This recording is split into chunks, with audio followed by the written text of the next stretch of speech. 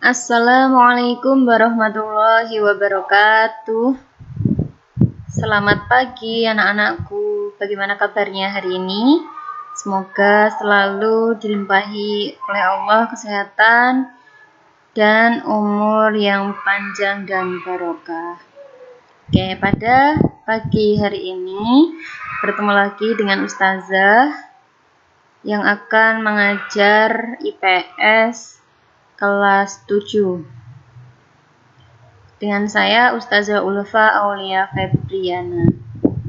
Pada kesempatan kali ini kita akan membahas materi yang pertama pada bab 1, yaitu manusia, tempat, dan lingkungan. Di sini ada beberapa aspek. Yang pertama, pengertian ruang dan interaksi antar ruang. Letak dan luas Indonesia, potensi sumber daya alam dan kemaritiman Indonesia, dinamika kependudukan Indonesia, kondisi alam Indonesia, dan yang terakhir, perubahan akibat interaksi antar ruang. Nah, sebelumnya, apakah kalian sudah tahu tentang pengertian ruang dan interaksi antar ruang? Sambil dibuka ya buku PSE-nya, nanti bisa dibaca sendiri. Nah, di sini Ustazah mencoba membantu menjelaskan pengertian ruang dan interaksi antar ruang.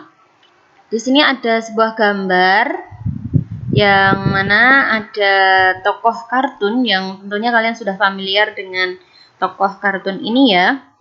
Nah, mari kita coba telaah satu persatu. Di sini ada gambar siapa anak-anakku? SpongeBob? Ya, betul. Di sini ada SpongeBob dan Squidward. Nah, apa yang dilakukan oleh SpongeBob dan Squidward? Mereka sedang berjabat tangan. Betul sekali, mereka sedang berjabat tangan. Nah, SpongeBob dan Squidward sedang berjabat tangan. Itu artinya mereka melakukan interaksi. Ada aksi yang dilakukan SpongeBob, yaitu melakukan jabat tangan, kemudian Squidward membalas jabat tangan dari SpongeBob. Maka itu sudah dikatakan sebagai bentuk interaksi. Kemudian di sini mereka melakukan jabat tangan di Bikini Bottom. Ya, Bikini Bottom itu masuk ke dalam kategori ruang atau tempat.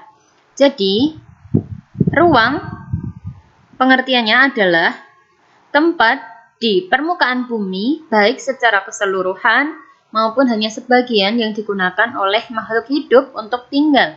Seperti tadi yang sudah Ustazah jelaskan, Bikini Bottom itu masuk ke dalam kategori ruang karena Bikini Bottom itu sebagai tempat tinggalnya Squidward dan SpongeBob sesuai dengan pengertian ruang di sini. Kemudian menurut Undang-Undang Nomor 26 Tahun 2004 tentang penataan ruang, dinyatakan bahwa ruang adalah wadah yang meliputi daratan, lautan, serta udara yang ada di permukaan bumi sebagai satu kesatuan wilayah, tempat manusia dan makhluk hidup lainnya melakukan aktivitas dan menjaga kelangsungan hidupnya. Nah, di Undang-Undang Nomor 26 Tahun 2004 ini lebih diperluas lagi pengertian ruang. Ruang itu segala wadah atau tempat yang meliputi daratan, lautan, maupun udara yang ada di permukaan bumi sebagai tempat tinggal makhluk hidup untuk melakukan aktivitas dan menjaga kelangsungan hidupnya.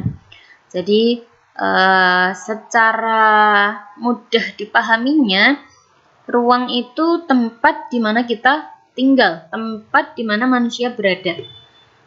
Ruang, misalnya ada ruang kelas, ruang tamu, ruang makan, ruang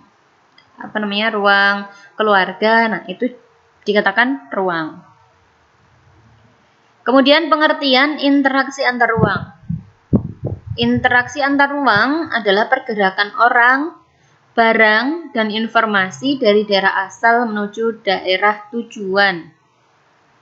Menurut Bintarto, pada tahun 1987, beliau mengemukakan interaksi merupakan suatu proses yang sifatnya timbal balik dan mempunyai pengaruh terhadap tingkah laku, baik melalui kontak langsung maupun tidak langsung. Nah, interaksi itu adalah proses yang sifatnya timbal balik. Timbal balik itu seperti yang tadi ya, ilustrasi SpongeBob melakukan jabat tangan, kemudian oleh Squidward dibalas dengan jabat tangan. Itu artinya ada proses timbal balik.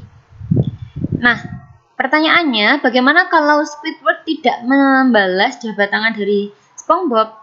Maka di situ bisa dikatakan tidak terjadi proses interaksi. Jadi misalnya Ustazah di sini mengajar, kemudian secara online kalian merespon dengan setelah melihat tayangan video ini, kalian ketika belum paham bertanya kepada Ustazah. Nah, itu artinya kita melakukan interaksi secara tidak langsung, karena tidak langsung bertatap muka atau ada interaksi langsung antara saya, Ustazah, dengan anak-anak semuanya. Begitu, semoga bisa dipahami ya. Kemudian aspek-aspek interaksi keruangan. Ada beberapa kondisi saling bergantung yang diperlukan untuk terjadinya interaksi keruangan. Yang pertama, 1. Saling melengkapi atau complementarity. Saling melengkapi atau disebut pula regional complementary adalah kondisi saling melengkapi yang terjadi jika ada wilayah-wilayah yang berbeda komoditas yang dihasilkan. Komoditas itu adalah benda yang mudah diperdagangkan.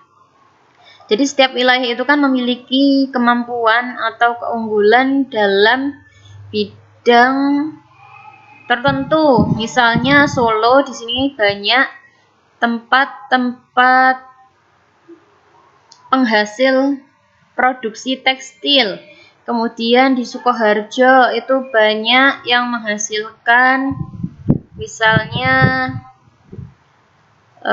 jamu. Kemudian di daerah Lawean, Solo atau disebut kampung batik, di situ menghasilkan tekstil yang fokusnya pada batik. Jadi setiap tempat, wilayah atau ruang itu memiliki komoditas yang berbeda-beda. Nah, saling melengkapi di sini ilustrasinya adalah misalnya wilayah A itu surplus sayuran. Surplus itu kelebihan. Jadi di wilayah A ini unggul dalam hal menghasilkan sayuran. Sedangkan di wilayah B ini surplus ikan, kelebihan ikan. Bisa dikatakan wilayah A ini merupakan daerah pegunungan sehingga sangat subur tanahnya, menghasilkan banyak sayuran. Sedangkan di wilayah B ini adalah wilayah yang di pesisir pantai sehingga mayoritas penduduknya adalah nelayan. Maka ikan di wilayah B itu sangat banyak. Nah, agar terjadi interaksi antar ruang, di sini wilayah A dan wilayah B ini melakukan interaksi dengan cara wilayah A menjual sayuran ke wilayah B menjual ikan ke wilayah A, sehingga terjadi kondisi saling melengkapi. 2. Kesempatan antara atau intervening opportunity. Kesempatan antara merupakan suatu lokasi yang menawarkan alternatif lebih baik sebagai tempat asal maupun tempat tujuan. Jika seseorang akan membeli suatu produk, maka ia akan memperhatikan faktor jarak dan biaya untuk memperoleh produk tersebut. Kesempatan antara. Ilustrasinya seperti ini. Wilayah A itu surplus sayuran dan minus ikan. Wilayah B surplus ikan dan minus sayuran. Sedangkan wilayah C ini surplus ikan dan minus sayuran. Jadi posisinya adalah wilayah B dan wilayah C ini sama, mereka surplus ikan dan minus sayuran. Sedangkan wilayah A dia surplus sayuran minus ikan. Wilayah A ini kebalikannya wilayah B dan C. Sebelumnya perhatikan keterangannya. Ada hubungan yang kuat atau interaksi yang kuat antara wilayah A dan wilayah C. Karena di sini wilayah C ini posisinya lebih dekat dengan wilayah A, sehingga apabila wilayah A dan C melakukan interaksi itu lebih hemat biaya, karena tadi seperti penjelasan tadi ya, memperhatikan faktor jarak dan biaya untuk memperoleh produk tersebut, sehingga wilayah A ini lebih memilih berinteraksi dengan wilayah C daripada wilayah B, karena jarak wilayah A dengan wilayah B ini lebih jauh dan kemudahan untuk menjangkau wilayah B itu lebih sulit, sehingga di sini terjadilah kondisi yang dinamakan kesempatan antara. Kesempatan antara siapa? Antara B dan C untuk melakukan interaksi dengan A. Paham ya anak-anakku? Jadi garis yang putus-putus antara A dan B itu menunjukkan interaksi yang terjadi antara A dan B itu lemah, karena wilayah A itu apabila akan melakukan interaksi dengan wilayah B itu posisinya jauh, lokasinya jauh, lebih dekat apabila wilayah A melakukan interaksi jual beli ikan dengan wilayah C daripada dengan wilayah B. Ya, semoga kalian paham ya. Yang ketiga, kemudahan transfer atau transferability. Pengangkutan barang atau juga orang memerlukan biaya. Biasanya biaya yang dicari adalah biaya yang lebih rendah. Jadi ini prinsip ekonomi itu apabila kita melakukan transaksi, kita itu mencari biaya yang lebih murah atau lebih rendah. Jika biaya tersebut terlalu tinggi dibandingkan dengan biaya keuntungannya, maka interaksi antar ruang tidak akan terjadi. Kemudahan transfer dan biaya yang diperlukan juga sangat tergantung pada ketersediaan infrastruktur atau sarana dan prasarana yang menghubungkan daerah asal dan tujuan. Nah, ini gambar ilustrasinya hampir sama dengan kesempatan antara. Hanya saja di sini diperjelas bahwa kenapa wilayah A lebih memilih melakukan interaksi yang kuat dengan wilayah C, karena wilayah B itu jalannya berliku dan terjal, sedangkan wilayah C itu jalannya mulus dan aksesnya, sarana dan prasarananya itu lebih mudah dijangkau sehingga aksesnya lancar. Seperti itu, semoga kalian paham ya anak-anakku. Tugas tertulis. Jangan lupa kalian diminta untuk memberikan contoh interaksi keruangan yang terjadi di sekitar kalian berdasarkan kondisi nyata komoditas yang dimiliki oleh wilayah tersebut. Misalnya, bagi kalian yang berasal dari